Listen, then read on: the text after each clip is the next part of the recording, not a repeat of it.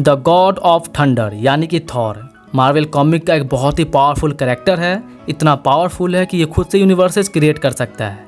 पर आपने कभी सोचा है कि इतने बड़े सुपर हीरो पे आखिर कौन सा विलन भारी पड़ेगा? तो फॉर योर इन्फॉर्मेशन मैं बता दूं कि उस विलन का नाम गॉड द गॉड बूचर है, जिससे सारे गॉड डरते हैं। यहाँ तक कि उसके खौफ से खुद ओडिन भी थॉर से प्रे करने लगे थे। तो आज के इस वीडियो में हम लोग इन्हीं दो कैरेक्टर के ऊपर बैटल कंपैरिजन करने वाले हैं और मैं इस वीडियो में MCU वाले थॉर को इंक्लूड करूंगा, जिसके पास न ही ओडिन फोर्स है और न ही रून मैजिक का पावर है। तो फिर क्या थॉर बिना इन चीज़ों के भी God the fucking God butcher को हरा सकता है या फिर नहीं, उसे ही आज के इस वीडियो में हम लोग जानेंगे। तो चलिए बिना टाइम वेस्ट किए सीधे टॉपिक पे बात करते हैं। तो सबसे पहले गॉड द गॉड बूचर बना कैसे उसे जान लेते हैं, क्योंकि जब तक आप गॉड का कॉमिक ओरिजिन नहीं जानोगे तब तक आप उसके पावर का अंदाज़ा नहीं लगा सकते।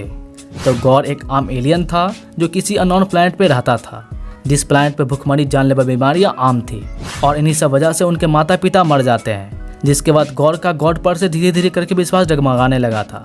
और जब एक दिन उसके बीवी बच्चे भी भूख और बीमारी से मर जाते हैं तो फिर वो प्योर नास्तिक बन जाता है और गॉड को बुरा भला कहने लगता है, जिस वजह से उसके कबीले वाले उसे निकाल देते हैं। क्योंकि उनके कबीले वालों का मानना होता है कि अगर वो लोग गॉड को बुरा भला कहेंगे तो कोई भी गॉड उनकी कभी भी मदद नहीं करेंगे। तो कबीले वाले गॉड को निकाल देते हैं, जिसके बाद गॉड बुरी हालत में इधर उधर भटकने लगता है। और इसी भटकने के बीच उसके सामने दो गॉड लड़ते हुए गिरते हैं। एक ब्लैक कलर का होता है और एक गोल्डन कलर का होता है। और गॉड को नीचे गिरता देख गॉड को इस बात पर यकीन हो जाता है कि गॉड तो एग्जिस्ट करते हैं पर वो किसी की भी मदद नहीं करते।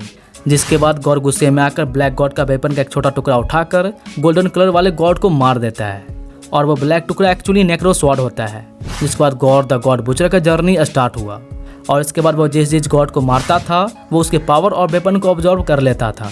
और इसी जर्नी में उसने बहुत सारे गॉड को स्लेव भी बनाया, मतलब उसे गुलामों की तरह यूज करता था।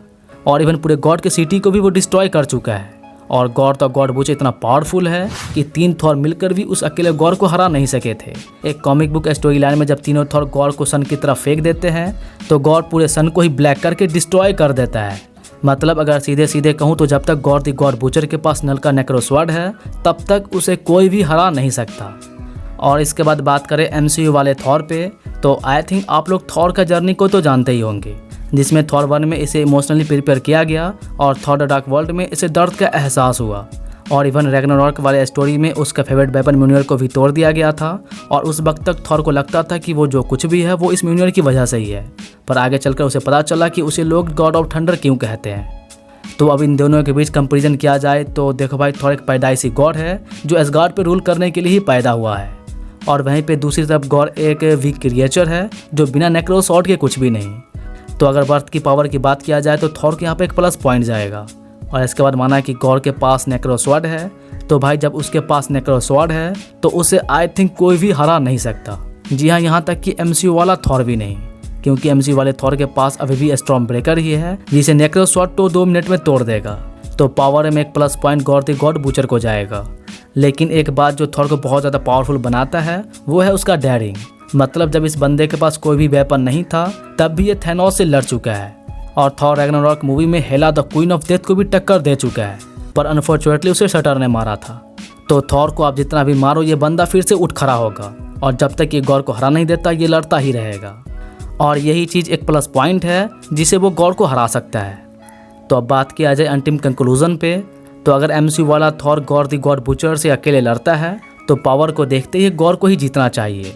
लेकिन जैसा कि MCU के सारे मूवी में होता आया है कि हीरो ही हमेशा जीतता है, तो एट द एंड में थॉर ही विनर होगा, क्योंकि उसे कभी ना हार मानने वाला चीज़ ही उसे जिता कर देगा। पर यकीन मानिए गॉड को ऐसे ही गॉड बूचर का टाइटल नहीं मिला। उससे कॉमिक में सारे गॉड डरते हैं, क्योंकि वो गॉड को मारता तो था ही पर उसे बहुत तड़पाता था और उसे एज अ स्लेव भी यूज़ करता था।